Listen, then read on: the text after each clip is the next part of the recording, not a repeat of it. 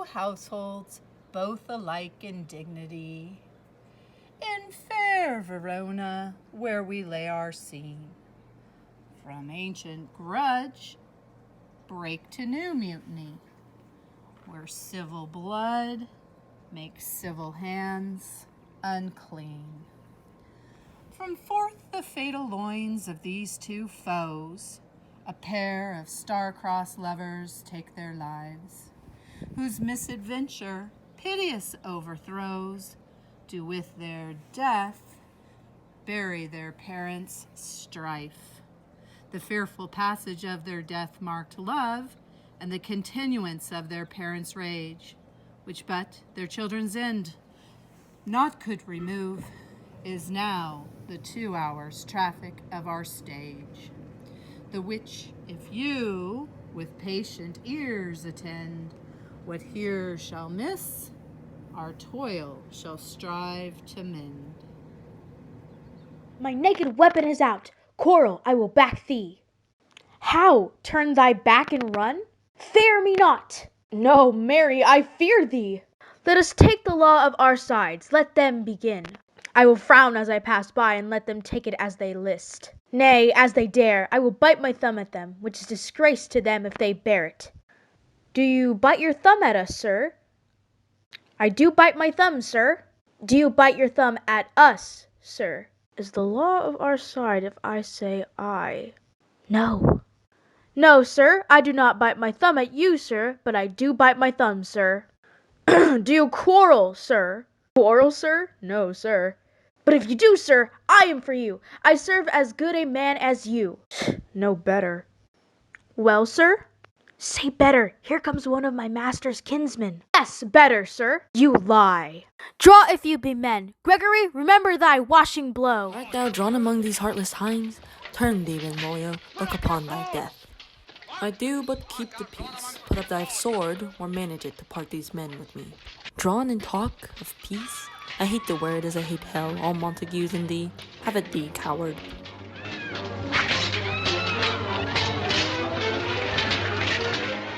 Clubs, bills, strike, partisans, beat them down, down with the Catholics, down with the Montagues. What noise is this? Give me my longsword. A crutch! A crutch! Why call you for a sword? My sword, I say. Old Montague is come, and flourishes his blade in spite of me, thou villain Capulet. Hold me not, let me go. Thou shalt not stir 1 foot to seek a foe. Who set this ancient quarrel new approach? Speak, nephew, were you by when it began? Here were the servants of your adversary, and yours, close fighting ere I did approach.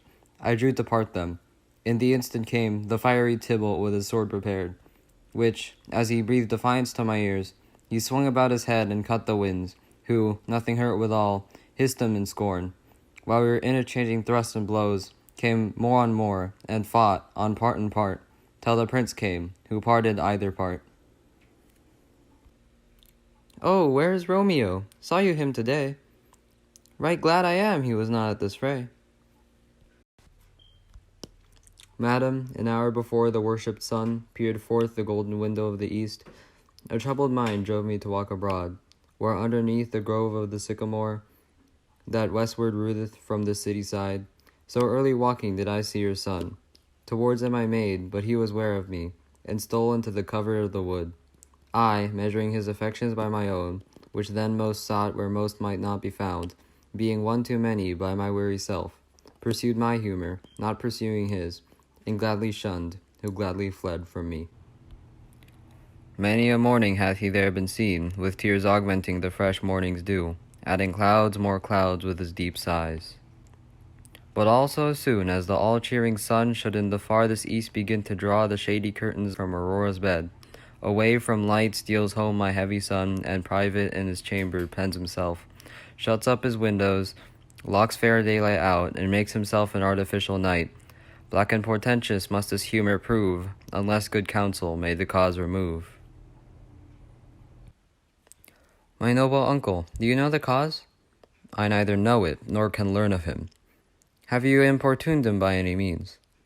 Both by myself and many other friends. But he, his own affection's counselor, is to himself. I will not say how true, but to himself so secret and so close, so far from sounding and discovery, as is the bud bit with an envious worm, ere he can spread his sweet leaves to the air, or dedicate his beauty to the same. Could we but learn from whence his sorrows grow, we would as willingly give cure as know. Montague is bound as well as I, in penalty alike, and 'tis not hard, I think, for men so old as we keep the peace. Of honourable reckoning are you both, and pity 'tis you lived at odds so long. But now, my lord, what say you to my suit? But saying o'er what I have said before, my child is yet a stranger in the world. She hath not seen the change of 14 years. Let 2 more summers with her in their pride, ere we may think her ripe to be a bride. Younger than she her happy mother's maid, and too soon married are those early made.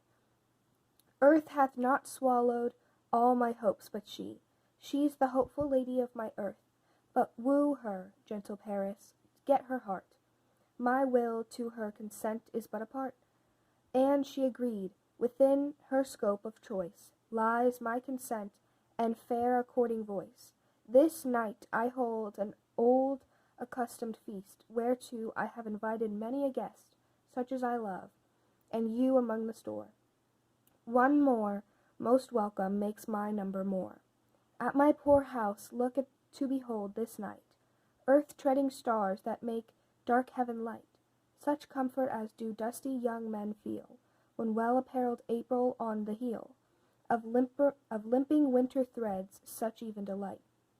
Among fresh fennel buds shall you this night inherit at my house, here all see, and like her most whose merit most shall be, which one more view of many mine, being one, may stand in number, though in reckoning none. Come, go with me. Go, sirrah, trudge about, through fair Verona, find those persons out, whose names are written there, and to them say, my house and welcome on their pleasure stay. Find them out whose names are written here. It is written that the shoemaker should meddle with his yard, and the tailor with his last, the fisher with his pencil, and the painter with his nest. But I am spent to find those persons whose names are here writ, and can never find what names the writing person hath writ here. I must to the learned in good time.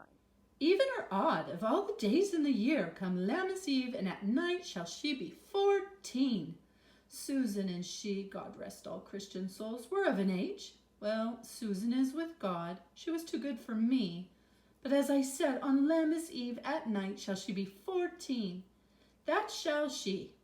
Mary, I remember it well. 'Tis since the earthquake now 11 years, and she was weaned. I never will forget it, of all the days of the year upon that day, for I had then laid the wormwood to my Doug, sitting in the sun under the dove-house wall.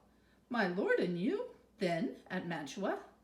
Nay, I do bear a brain, but as I said, when it did taste the wormwood on the nipple of my Doug, and felt it bitter, pretty fool, to see it tetchy and fall out with the Doug. Shake, quoth the dove-house, 'twas no need, I trow. Oh, to bid me trudge, and since that time it is 11 years, for then she could stand high and low, nay, by the rood, she could run and waddle all about, even the day before she broke her brow.